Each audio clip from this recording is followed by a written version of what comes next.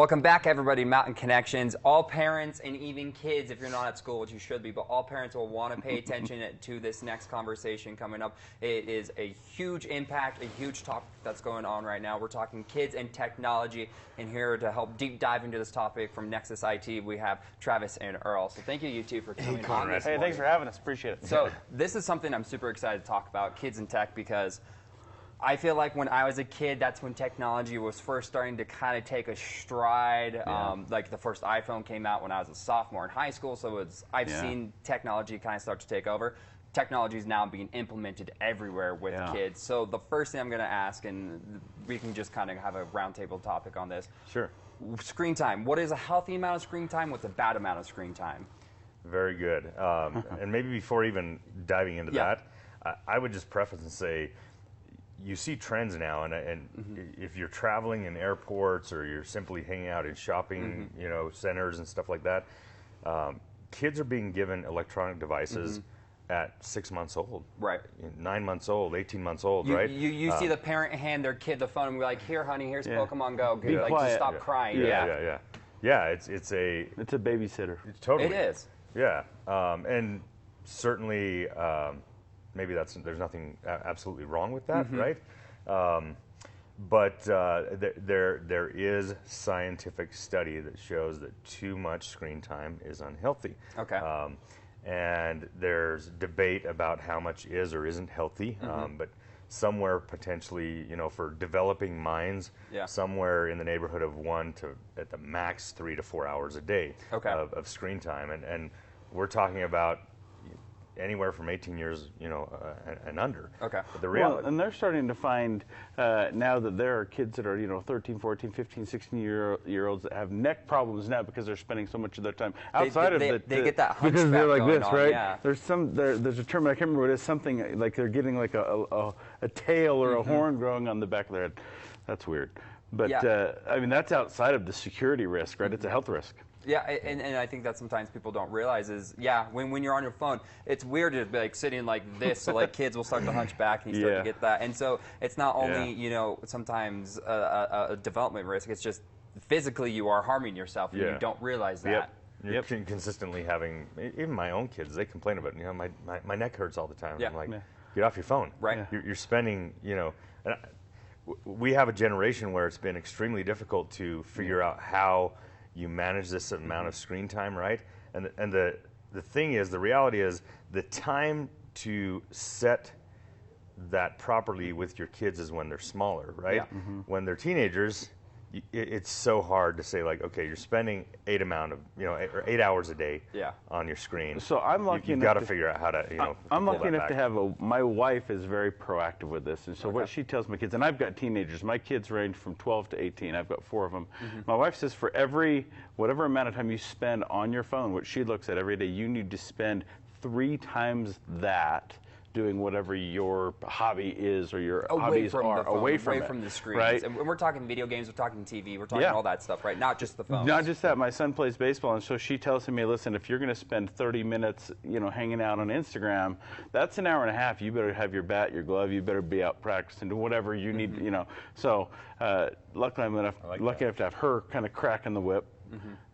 She should say that to me too sometimes. And this is an interesting, how do you tell your kids enough is enough? Because again, when I was growing up, that's when technology was first starting to take. So we didn't have the accessibility we have nowadays. Like I remember when we were on 3G trying to get YouTube to load, and it was like, this is going to take 20 minutes to load a 2-minute video. We're done with this. Now everything's so instantaneous that it's so much easier to reach out. Every phone nowadays can track your usage, and it can break down your usage by app. Right, so it's easy to look and say, I spent 6 hours on Facebook today. And this is beneficial to parents. Parents can use this to monitor their kids' activities. Right? Yeah. So that's from a teenager perspective, that's what my wife does. Every night right before she goes to bed, all the phones for all my kids, which is another topic, are sitting on the counter in the kitchen, plugged in. She goes through each one. And then if there's an issue, she'll send them a text message to that phone right there that says, here's what you did today. Fix it. So, Earl, you were mentioning during the break that there is a tech company that's kind of making a phone for kids. Yeah, and we haven't even delved in and started talking about objectionable content or anything like that, right? Yeah. But we have a really cool local Utah company that started up in the last year called Gab Wireless. They have created an Android phone that has very limited capabilities. It's meant to be a kid's first phone. Okay. Maybe something that's appropriate for a kid anywhere from a toddler up into early teens. And it gives them the basics that they need out of a phone. It gives them phone, it gives them text, it gives them a camera, it gives them some limited access to some applications and things like that. It doesn't give them access to things that are potentially harmful. And then it also has very capable parental controls to allow you to limit screen time, limit activities and things like that. And we should mention that most phones now have those parental controls built into them. Apple certainly does, most Androids do. So you can go in and set the amount of screen time that you want to allow for your kid, or specific times that you're going to allow them to use on the device, those types of things. And these are all password encrypted, so that way the parents can set the passwords so the kids can't change it on their own. Because again, I think that's one thing where it's like, well, I'm setting the limits on my kids' phones. Can't they go in and change it? Well, if you are good enough with passwords, you can keep it safe. Speaking of safety, you were talking about some applications that may be harmful. What type of applications are harmful in case of parents in there going, is it the Instagrams, is it the Twitters, is it the YouTubes? And it's the tough stuff because it's what the kids want to be using, right? Our kids' generation right now, they love Instagram, they love Snapchat, right? And there's very significant potential for harmful exposure on those applications. Snapchat, I would hold off on giving your kids Snapchat as long as you possibly can. I don't even have a Snapchat. Like I don't trust Snapchat. Snapchat is this wild frontier that I'm like, I am terrified to venture into that right now. And that's funny because you're much younger than we are, right? But Snapchat, you can not anonymously, what you send to friends can be immediately deleted, or it automatically immediately deletes. And so adolescents use it a lot to send naked pictures of themselves to each other, or unsolicited naked pictures, which certainly you don't want your kids exposed to.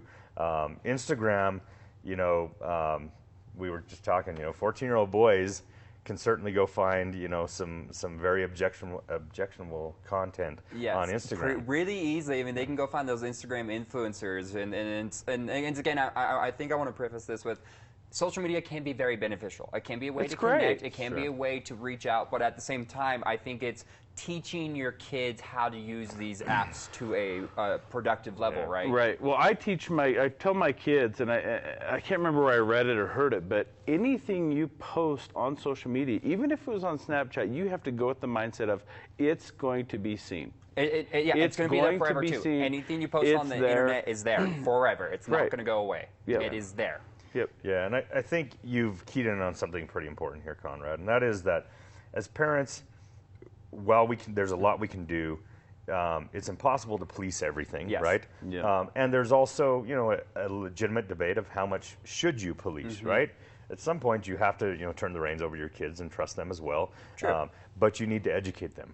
You need to educate them about what the potential dangers are to them, to their psyche, to particularly with adolescent girls, of predators who are using technology and the applications that they like to use to find victims and things like that. So educating your kids, about what is healthy, what is not, what is proper, what is not, what expectations are, and then letting them also police themselves is certainly part of the key to this whole thing. Knowing that they're probably most teenagers are going to get interested. They're going to try, right?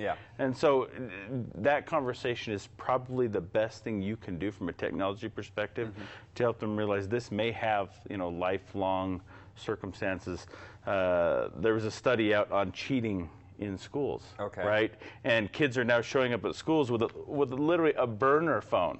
So the teacher will say, hey, everybody turn in your phones for the test. They'll hand in their burner phone, right? The phone that's just a phone that they may have spent $50 on at the pawn shop. Who knows? Right? And they've still got their actual phone to do whatever they need to do. these are conversations. The best thing you can do is have the conversation with your kids. I think this all boils down to technology is a thing that's in our world. It's going to happen. Kids are going to be with technology through school, through smart boards or whatever, through iPads. That's how it's moving these days. It is about being a parent and parenting your kids and telling them what's right, what's wrong, and also having respect and faith in your child that they will do what's best, right? Exactly. Now you can, and there's this misnomer out there, you can get viruses on your phones. So if kids are visiting sites, even some social media sites, they have the ability to get viruses or keyloggers on their phones that could be detrimental to themselves, their parents' home network. I mean, there's lots of other things that this can grow legs, right? It's the conversation. It is. And then setting whatever your screen time is. My house, we tell our kids 90 minutes a day is what we want to see on your phone. Anything over that, it's a little too much. Right. You can catch up on Instagram and even check Twitter, do whatever you need to do in that amount of time. Yeah, totally. And then you can go have a great life and enjoy your friends, and not enjoying your friends through the screen. You enjoy them in real life. We're reaching, I think, like 15 minutes now in this conversation, so we could go all day. We could go all day, seriously, and I would love to go all day. Unfortunately, the director's yelling in my ear right now. Sorry, Travis. This has been fun. Thank you so much, Conrad. If people want more info on Nexus IT and maybe any of these topics, where can they go to? NexusITC.net, locally at 435-487-9099. Perfect. Thank you guys so much. For having us. We could go on this all day. It would be fantastic. Unfortunately, we can't because we will have other guests. So thank you two for coming on. Thanks a lot. Guys, we got tons of Mountain Connections coming up. Go to that web address down below me to go check out more on Nexus IT. We got more coming up after this commercial break. We'll be right back.